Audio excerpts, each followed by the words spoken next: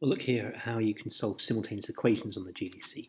The way to do this is go onto a calculator mode, and if you go menu, algebra, and solve system of linear equations, you get your equation solver. So you tell it how many equations it's got. You can solve more than just two equations. Tell it which variables you're going to use, which letters you're going to use, x and y, or you could change it to whatever letters you want, and then click OK. We then type in each of these boxes what our equation is going to be.